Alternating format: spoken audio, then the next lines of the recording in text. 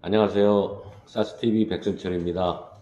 자, 이번 시간에는 그 항공사를 어떻게 결정을 하는가라고 하는 그 방법에 대해서 한번 알아보도록 하겠습니다.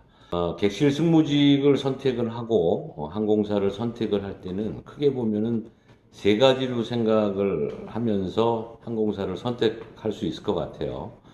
첫 번째는 어떤 그 항공사의 특별한 매력 때문에 아예 항공사를 선정을 하는 그런 지원자가 있을 거고, 두 번째는 내 스펙에 맞는 항공사가 과연 어떤 항공사냐라고 고민을 하면서 결정하는 그런 지원자가 있을 거고, 세 번째는 모집 공고가 나오는 순서대로 지원하는 그런 또 지원자가 있을 거라고 생각이 드는데, 우선 그 타겟 항공사를 정할 때 항공사가 어떤 항공사가 있는지에 대한 부분을 먼저 알아봐야 되는 게 순서일 것 같아서 일단 전반적인 항공사 현황에 대해서 간단하게 제가 말씀을 좀 드릴게요. 자, 항공사는 국적 항공사랑 외항사랑 이게 두 가지로 나눌 수가 있죠. 국적 항공사는 또 풀 서비스 캐리어라고 하는 대한항공, 아시아나항공, 또 로우 코스트 캐리어라고 하는 저가 항공사, 진에어, 에어 부산, 에어 서울, 제주, 티웨이, 이스타항공. 그래서 어떻게 보면 우리가 알고 있는 항공사는 국적 항공사 같은 경우는 한 8개 정도의 이제 항공사가 있고, 물론 국적 항공사에 또 소형 항공사라고 50인승짜리를 운영하는 항공사가 또 있습니다.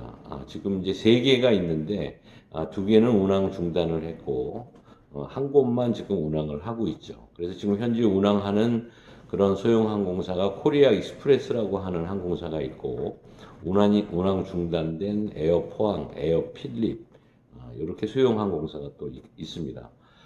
그리고 최근에 그 LCC라고 하는 저가 항공사들 기준으로 해서 세계 항공사가 또 영업 허가를 받았어요. 그래서 안전 운항 체계 점검을 받고 있는데 11월 22일 날부터 운항을 하게 되는 양양 베이스로 하는 플라이 강원이 있고 내년 3월 정도에 지금 운항을 계획하고 있는 에어로 K라고 하는 또 항공사가 하나가 있고 또 내년 6월 정도에 여기는 로코스트 캐리어라고 하지는 않고 프리미어 장거리 프리미어로 운용을 하는 에어 프리미어라고 하는 또 항공사가 내년 6월을 목표로 안전 점검을 받을 준비를 지금 하고 있습니다. 그래서 국적 항공사가 내년 6월 정도가 되면 총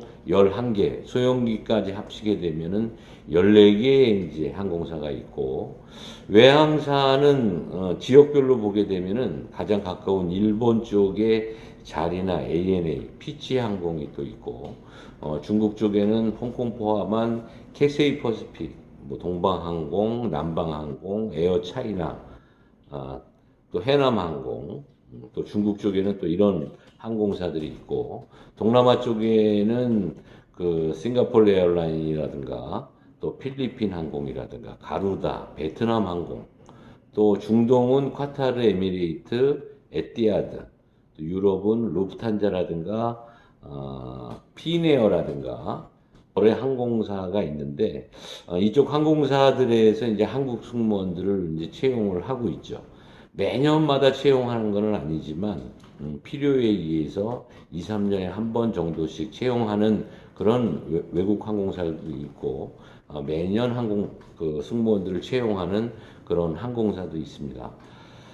그래서 전반적인 국적 항공사, 외항사, 또 국적 항공사 중에서 풀서비스 캐리어, 로코스트 캐리어, 또 소형 항공사, 나름대로 어떤 항공사를 결정을 할 것인지에 대한 그런 고민도 여러분들이 이제 그 해봐야 되고, 항공사를 결정을 할 때 여러 가지 이제 주안점들이 있을 거예요. 아까 앞서 말씀드린 대로 어떤 특별한 어떤 이유 때문에 그 결정을 해가지고 이제 준비하는 그런 지원자들도 많이 있겠지만 자기 기본적인 스펙 또 어떤 회사의 분위기 여러 가지 그런 걸로 기준을 삼아서 나름대로 이제 선택을 할 텐데, 그 일반적으로 보면은 아마도 그 국적항공사 중에서 우선 풀서비스 캐리어 대한항공 아시아나를 먼저 꼽을 거고, 두 번째 LCC 또 소형항공사 외항사 순으로 이렇게 생각하는 사람들이 일반적으로 많을 텐데, 어쨌든 자기 스펙에 맞춘 그런 항공사를 결정하는 것도 중요한 그런 부분이라고 생각이 듭니다. 대한항공이나 아시아나항공 같은 경우에는 워낙 지원자 수가 많기 때문에 많을 때는 2만 명, 적게는 1만 명 이상 그렇게 지원을 하기 때문에 그 지원자가 많으면 많을수록 기본적인 스펙은 올라가게끔 돼 있죠.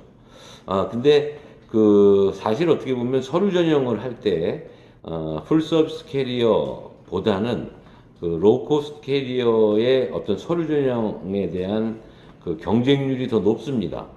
그 이유가 있죠. 1차 면접을 진행하는 인원수가 이제 적기 때문에 그래요. 적은 인원을 1차 면접을 하다 보니까 서류 전형에서 이제 많은 인원을 탈락할 수밖에 없는 그런 상황이기 때문에 로우코스트 캐리어의 어떤 서류 전형이 조금 더 까다롭다 이렇게 생각을 하시면 되고, 이제 그러다 보니까 그 로우코스트 캐리어의 영어 스펙이라든가 어학 스펙이 점수가 상당히 더 높다라고 하는 거를 여러분들이 좀 생각해 주시면 될 텐데, 대한항공이나 아시아나 같이 풀서비스 캐리어 같은 경우는 일반적인 전반적인 어떤 스펙을 다 본다라고 이렇게 생각을 하시면 되고, 그리고 외항사 같은 경우는 그 앞서 말씀드린 그런 어떤 신체 조건이라든가 이미지라든가 또는 나이라든가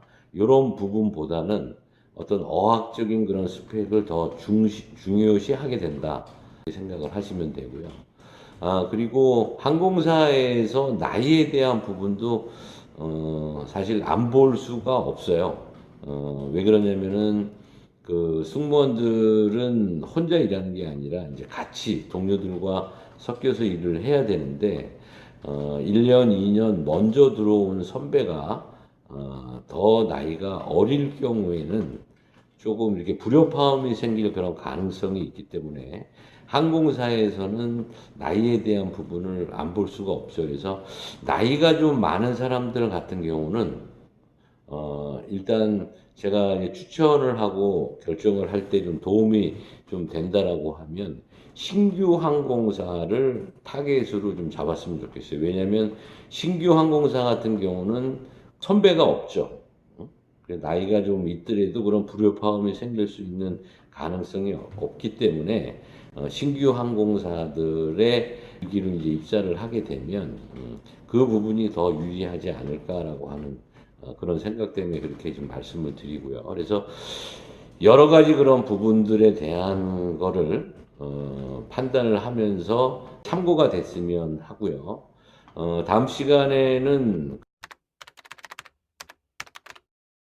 항공사가 언제 승무원을 채용을 하느냐, 또 언제 그 채용 공고를 낼 거를 어떻게 결정을 하느냐라고 하는 그런 부분, 또 지원을 할 때 항공사마다 어느 시기에 지원을 하는 게 가장 자기한테 유리한 그런 부분이 되는지에 대해서 다음 시간에 또 말씀을 드리도록 하겠습니다. 감사합니다.